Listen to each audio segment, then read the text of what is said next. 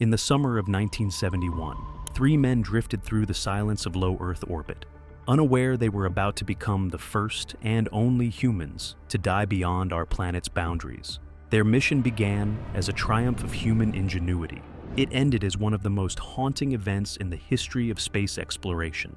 By the early 1970s, the space race had reached its most feverish phase. The United States had already walked on the moon. Unwilling to concede, the Soviet Union turned its focus to something even more ambitious: a permanent presence in orbit. Their answer was Salyut 1, the first space station ever launched. It was a bold declaration that humanity could not only visit space but live there. The launch on April 19, 1971 was a success, but placing a station in orbit was only half the challenge. The Soviets needed a crew to occupy it, conduct experiments, and prove humans could endure life away from Earth for weeks. The first attempt, Soyuz 10, failed due to a docking malfunction. A second mission was quickly prepared, Soyuz 11. The goal was to stay aboard Salyut 1 for 24 days, an endurance record. The crew assigned to Soyuz 11 were not the original team. 4 days before launch, one of the main crew members, Valery Kubasov, fell ill. Doctors suspected tuberculosis and grounded the entire team. The diagnosis later proved to be a simple allergic reaction, but the decision was final. Their replacements, Georgy Dobrovolsky, Vladislav Volkov, and Viktor Patsayev, were called in with almost no preparation time. Commander Dobrovolsky was on his first spaceflight. Flight engineer Patsayev had never been in orbit either. Only Volkov had prior experience aboard Soyuz 7. The new crew had less than a week to train together. On June 6, 1971, they blasted off from the Baikonur Cosmodrome. Their capsule, Soyuz 11, was compact, barely large enough for 3 men. To fit inside, they had to remove their bulky pressure suits, relying solely on the spacecraft's environmental systems. Within hours, Soyuz 11 docked successfully. For the first time in history, a crew boarded an orbiting space station.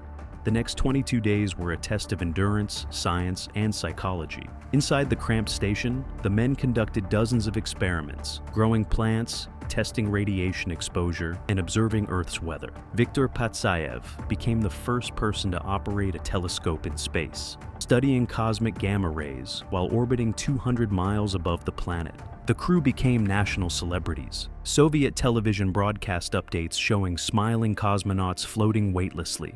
But off-camera, the experience was far from comfortable. The air inside Salyut 1 was thick and hot. Sleep schedules were erratic, and physical exercise was difficult.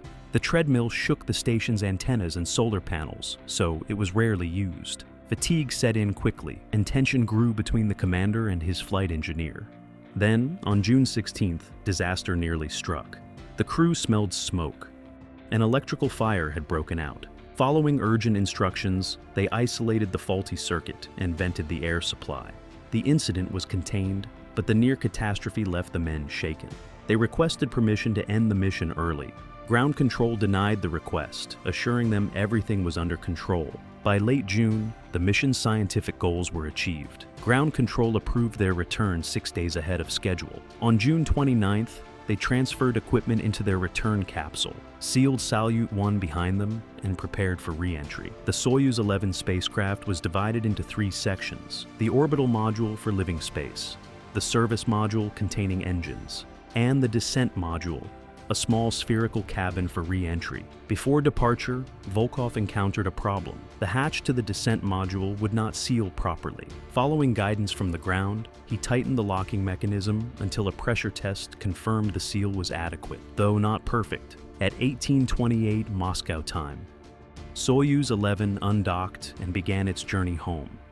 4 hours later, at 22:35, Commander Dobrovolsky fired the retro rockets for 187 seconds. The ship slowed, dipping into the upper layers of Earth's atmosphere. 9 minutes after engine cutoff, at an altitude of roughly 169 kilometers, the separation sequence began. In theory, 6 explosive bolts were supposed to fire sequentially to detach the modules. Instead, all 6 detonated simultaneously. The shockwave slammed through the spacecraft with tremendous force. A tiny pressure equalization valve, intended to open only after landing, was jarred loose. It cracked open, no wider than a pencil. That was enough. Within seconds, the cabin's atmosphere was ripped into the vacuum of space. Air rushed out at nearly 1,000 kilometers per hour. The pressure dropped by 99%, almost instantly. Inside, alarms screamed. The cosmonauts unstrapped, searching desperately for the source of the hiss. But there was no time. They weren't wearing pressure suits. Their bodies were fully exposed to the vacuum. In seconds, oxygen was sucked from their lungs. Their breathing reflex accelerated violently, but every gasp only deepened the suffocation. Nitrogen dissolved out of their blood, forming bubbles that tore through tissue. Capillaries burst in their eyes and ears. Their skin swelled as gas expanded within.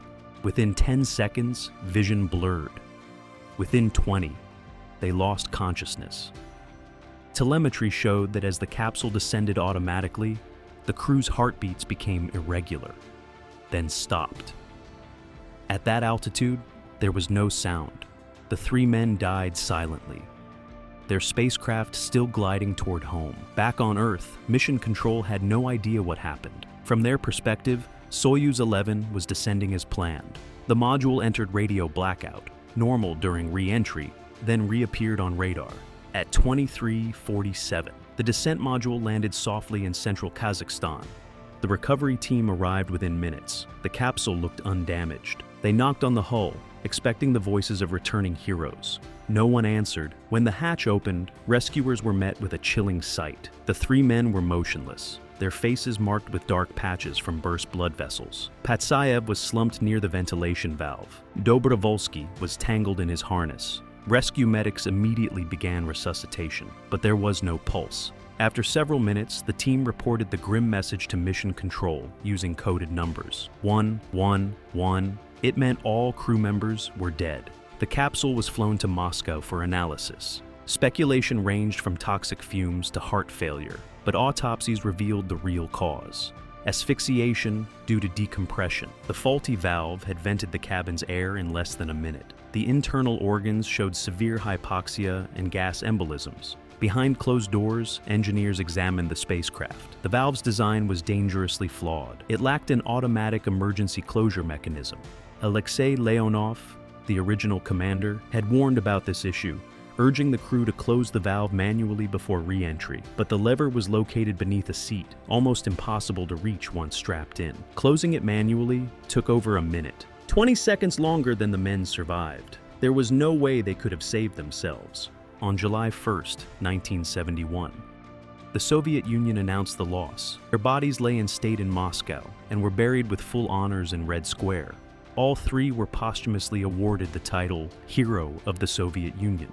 Publicly, the government emphasized the scientific achievements. Privately, the program was in crisis. 2 years later, during preparations for the Apollo-Soyuz test project, Soviet engineers shared the accident details with NASA. In return, NASA provided information from Apollo 13. Both sides recognized that transparency could save lives. The Soyuz spacecraft underwent a complete redesign. Pressure valves were reinforced. Manual controls were moved within reach. Most importantly, pressure suits became mandatory during every launch and re-entry, a policy remaining in effect today. Since then, dozens of Soyuz missions have launched and landed safely, each a quiet tribute to those who died. More than half a century has passed since Soyuz 11. In all of human spaceflight, only these three men, Georgy Dobrovolsky, Vladislav Volkov, and Viktor Patsayev, have died beyond the atmosphere, where no air, sound, or warmth exists. Their story reminds us that every advance in space exploration is written not only in triumph, but in sacrifice. They proved humanity could live in space. And with their final breath, they taught the world how fragile that life truly is.